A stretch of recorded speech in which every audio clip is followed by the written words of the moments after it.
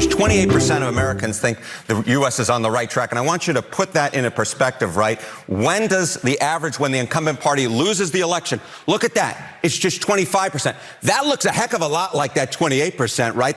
That is not good news. And the person you just heard from, of course, is CNN's Harry Enten, breaking down what appears to be a pretty big problem for the Harris campaign, which is the electorate's clear displeasure with the direction that the country is headed in. Typically, the incumbent party suffers the consequences of that. And as you know, the incumbent party is the Democratic Party, with Kamala Harris serving as the vice president. In fact, Enten went so far as to say that if Harris won with those numbers, it would be historically unprecedented. When the White House party wins, i.e. Kamala Harris's party, the Democrats, 42% on average think that the country is on the right track. Can an incumbent party win with numbers like this? Yeah, so if we look historically speaking, right, and we say, okay, say the U.S. is on the right track, the incumbent party, when they win. Today, again, it's just 28%. Look throughout history, right? 96, 88, 04, 12, 84. In all these instances, far more than 28% thought that the country was on the right track. 39 was the lowest back in 1996. We got upwards of 47% in 84. Of course, that was a blowout, right, for Ronald Reagan. So there is no historical precedent for the White House party winning another term in the White House when just 28% of the country thinks that we're on the right track. John, simply put, it would be historically unprecedented. Now, Harris might have a slight advantage in that she's not Joe Biden, she's not the president, but I don't know how much of an advantage that really is, to be honest with you, Cenk. And I remember when I was, getting my poli-sci degree, this was actually something that we learned in terms of American elections and American politics. We looked back at what tends to happen. And yeah, the electorate tends to retaliate against the party that's in charge if things aren't really going well in the country. Yeah. So I don't know how that's gonna play out for Harris, but I am curious what you think about how she's handled her campaigning in recent weeks, because there's been a pivot and I'm not sure that pivot's working out for her. Yeah, I think she's gonna lose the lead imminently. And then there's only a month left. So I'm super worried about the end of this election. So I'm gonna tell you why in a second. But that point he's making about is the country going in the right direction. This is one of the reasons why I was absolutely positive that Biden was going to lose. He is the actual incumbent. There's no way to trick anyone into thinking he wasn't the incumbent and he wasn't responsible for the direction that we were going in. So his popularity and approval ratings were in the low 30s, totally unrecoverable, never happened in American history. When a country's people think that it's going in the wrong direction at this level, the incumbent has no chance of winning. And so that's why at the end, right before he dropped it. By the way, now they're trying to do revisionist history. Even now, some of the Biden supporters, and they're like, oh, he would be where Kamala Harris is right now. He was down by 8. It's nationally, she's up by 5 to 7. It's a joke. They're insane people. So now, okay, but Kamala Harris isn't Biden, and so that gives us a complicated situation here, where we have an incumbent administration but not an incumbent candidate. So, well, then who wins? Well, I'll tell you, the person who frames it better wins. And in the beginning, Kamala Harris did a great job of framing it, and we told you that immediately. Somebody wrote in today saying, I can't keep up, guys. Sometimes you're criticizing Democrats and sometimes you're saying they're doing well. Yeah, because it depends, doesn't it? Are they doing well or are they doing poorly? So we actually do the news here. We don't just say, oh, our side, so she's definitely gonna win or he's definitely gonna win. So, and what was she doing so right back then? Tim Walz is a breath of fresh air, and it actually partly affects this conversation.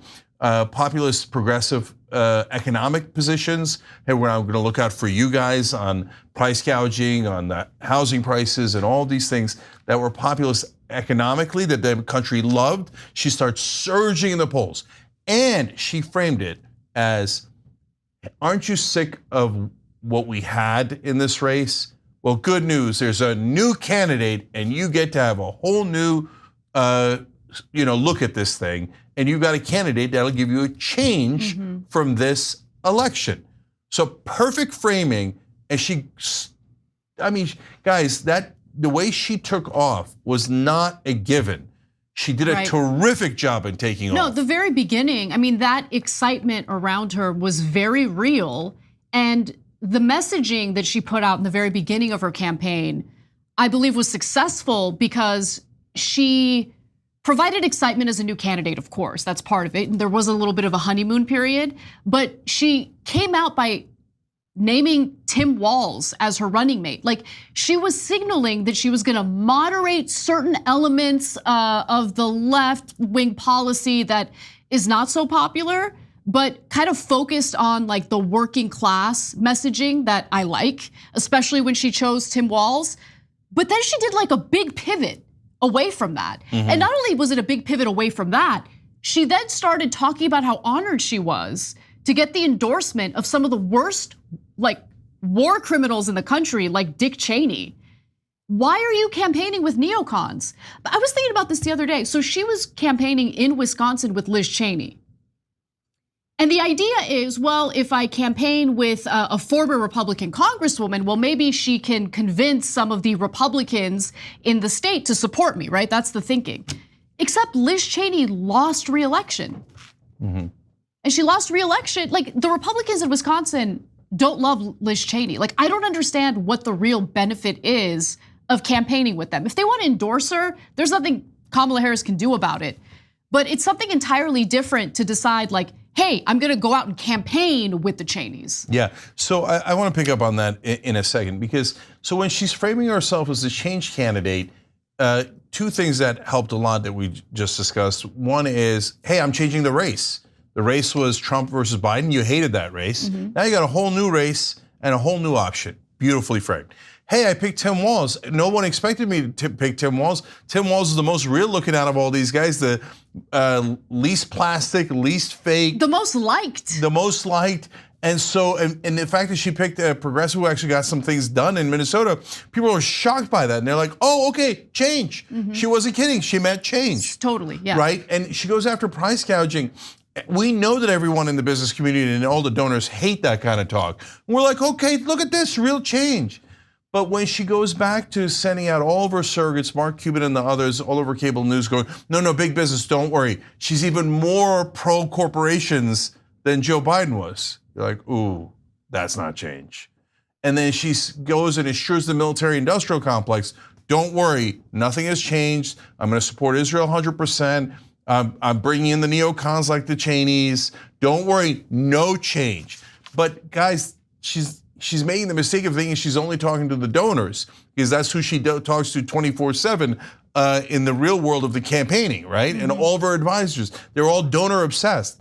But the message you have for donors is the worst possible message to give to the American people, because they don't want any change. You know why? They're already at the top. So they don't want anything to change. That's why Biden's #1 promise behind the scenes was to the donors, nothing will fundamentally change. Now that she's poured the I'm not gonna change anything message out there, now you're gonna see her slipping in the polls and Trump leading. And guys, we're telling you ahead of time. So we're the only show that does that, so you can check our credibility with what, it's almost like a scientific experiment. Were we right or were we not? You'll see it with your own eyes. Saying that you're not the change candidate and that business and military interests can rest easy because nothing will change is a disastrous strategy. Turn around, turn around. I have a feeling that part of the reason why she isn't turning around and that the reason why she moved off of that more populist messaging is because she took a look at the base that is most supportive of her campaign. And that base is not the non-college educated working class. Take a look. White college grads have been this group that have been moving further and further to the left. All right, this is the Democratic margin among white college grads. Look, Hillary Clinton won him by 5 points. Then Joe Biden won him by 9. Look at this margin that Kamala Harris is pulling up in the polls right now among white college grads. It's an 18-point margin, double the margin that Joe Biden had just 4 years ago. I went back through the record books. This would be the largest win for a Democratic presidential candidate among white college grads in recorded history. How about all voters with a college degree? It's basically the same story. It's historically high support for a Democratic candidate. You see right now, Kamala Harris leads in the polls by 21 points. That's 3 points higher than Joe Biden did 4 years ago. At 6 points higher than Hillary Clinton did 8 years ago. How many voters do have a college degree? Right. So this is the second part, the key nugget here.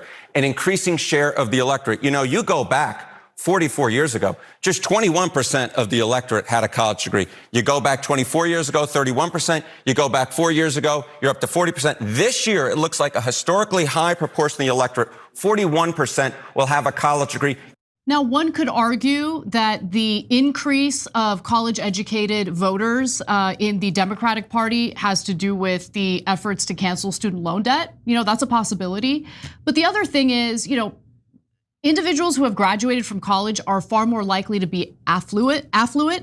And so a lot of her messaging has, in my opinion, kind of shifted over to appealing toward more affluent Americans. So yes and no. So it's a little bit more complicated than that because the very richest people in the country disproportionately support Trump. Because to them, they think, no, Trump's exactly like us and they identify with him. Take everything, leave nothing behind, okay?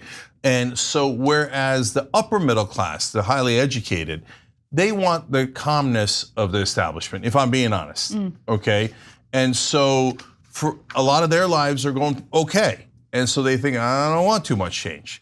And so the Republicans used to be the party of the establishment. Unfortunately, Democrats have now become a little bit more. They both are, but the Democrats maybe even a little bit more the party of the establishment. Now, to be fair to the college educated, and you know, obviously we went to college here, so we don't hate ourselves.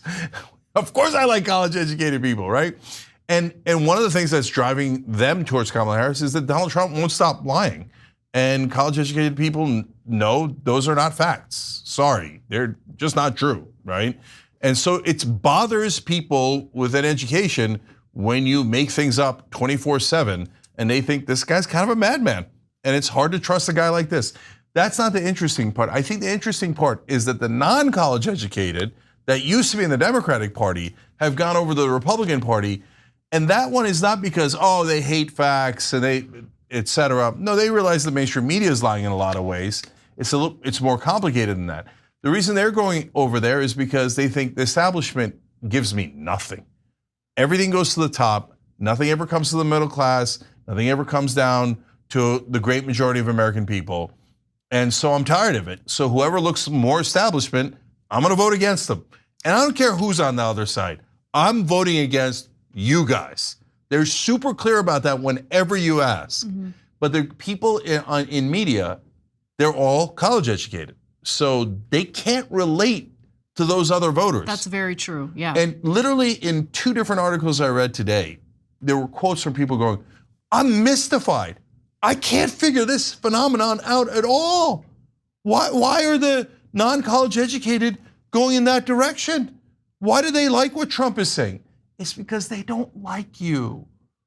But they can't ever see that because it's about them. They're blinded by their bias.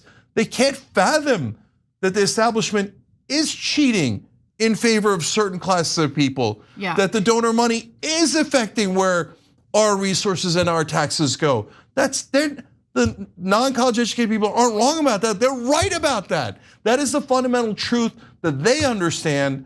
And unfortunately, people in the upper brackets don't understand because it's inconvenient for them to understand it. That's why they're blinding themselves to that fact. But if you blind yourself enough, you lose an election because you couldn't see reality. That's what happened in 2016, and I'm now very worried that's the direction we're going right now. Thanks for watching The Young Turks, really appreciate it. Another way to show support is through YouTube memberships. You'll get to interact with us more. There's live chat emojis, badges.